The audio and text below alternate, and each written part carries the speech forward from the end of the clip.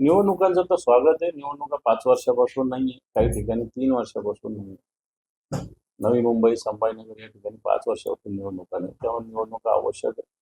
ठिकठिकाणी प्रशासनाने हायदोस माजलेला आहे. काही ठिकाणी राजकीय नेत्यांची मोनोपोली निर्माण झालेली आहे. नगरसेवक असो, जिल्हा परिषद सदस्य असो, पंचायत समिती सदस्य असो, एक लोकशाहीतला एक महत्वाचा घटक आहे. लोकांना छोटे पाणी असेल, लाईट असेल, गटर, वॉटर मीटर असं आम्ही म्हणतो.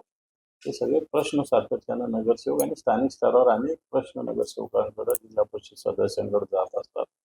अनेक योजना आहे लाभाच्या, या सुद्धा जिल्हा परिषद पंचायत समितीमार्फत असतात. याच्यावर कंट्रोल लोकप्रतिनिधीचं असलं पाहिजे. पण दुर्दैवानं मागच्या काळात सगळे प्रशासन या सगळ्या गोष्टी करतंय.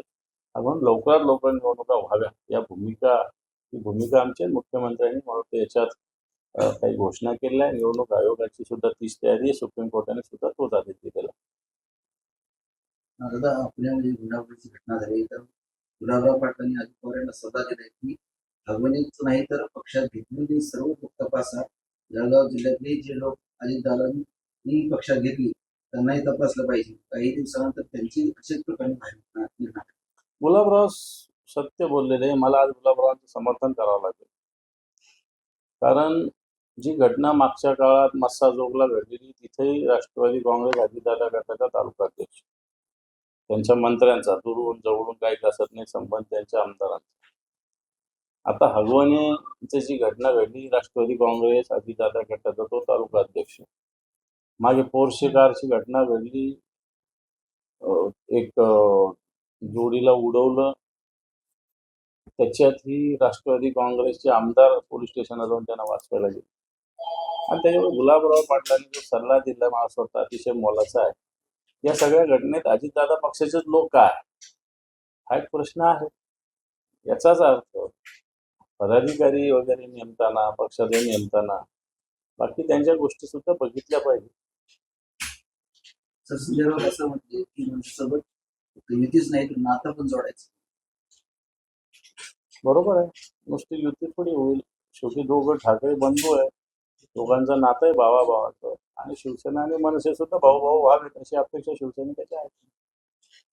लाडक्या बहिणीसाठी आता आदिवासी विकास विभागाचे 335 कोटी 70 लाख रुपये हे पण दर महिन्यामध्ये लाडकी बहीण योजनेला कोणत्याही प्रकारे सरकारने निधी नसताना ही घोषणा केली. आम्ही निवडणुकीत आधी सांगत होतो. आता सरकार दर महिन्यामध्ये कोणतंही नियोजन पूर्णपणे वर्षभराचं सरकारचं लाडकी बहीण योजनेचं नाही. निधी दर महिन्याला कोणत्या ना कोणत्या खात्याचा निधी कट केला जातो आणि तो लाडकी बहीण योजनेला दिला जातो. लाडकी बहीण योजना चालली पाहिजे, उलट त्याचे 2100 रुपये दिले पाहिजे. परंतु राज्य सरकारने उत्पन्नाचे स्त्रोत वाढवले पाहिजे. राज्य सरकार सध्याच्या घडीला लूट करते, राज्याची लूट अशा पद्धतीनं चालू असताना असे प्रकार सातत्यानं होत आहेत. आता सामाजिक न्याय विभागाचा निधी हडपला, आता आदिवासी विभागाचा निधी हडपला. आणि मला असं वाटतं हा अन्याय आदिवासी बांधवांवर. सर, संजय राऊत असं म्हणते की उद्धव ठाकरे भूमिका मांडली मनसेसोबत आणि दिलसे आणि पडदा उघडेल. मला तर मी त्याच्याशी बोललेलं आहे की हे नातं नुसतं दोन पक्षाचं होणार नाही, तर दोन भावाचं होईल. ते नुसतं राजकीय नसेल तर ते भावनिक असेल. सर, मनसे आणि तुमचा गट आहे बाळासाहेब ठाकरे शिवसेना एकत्र आलं तर राजकारणात काही बदल दिसतील का? का नाही होणार? एकत्र व्हायची भूमिका काय ठेवतात ते पण आणि आम्ही पण. बदल करायचे म्हणूनच ठेवतोय ना. बदल होईल त्या मराठी माणसासाठी, हिंदुत्वासाठी. एक आणखी ताकद जी आमची काही का असत नाही, थोडी इकडे विभागली, ती एकत्र होईल, वजन मोठं होईल. एवढंच. पुढे महापालिका आहे, स्थानिक सर्व संस्था निवडणूक आहे, मनसे सोबत आली तर किती फायदा होईल?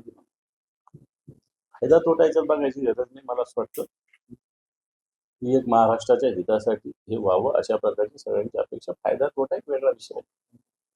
परंतु अनेक वेळा असे प्रयत्न झाले की एकत्र येतात. आता कुठेतरी पडदा उघडणार असं सुरुवात संजय राऊत यांनी केली. उद्धव ठाकरेंची भूमिका असं म्हटली गोष्ट. आता हा पडदा आम्ही पण बघायला उत्सुक आहोत. सगळे शिवसैनिक सुद्धा लवकर उघडावा असंच आमची अपेक्षा आहे. कारण एकीकडं उद्धव साहेब राजसाहेबांनी ज्यावेळेस भूमिका मांडली त्याच्यानंतर उद्धव साहेबांनी त्याला प्रतिसाद दिलेला आहे.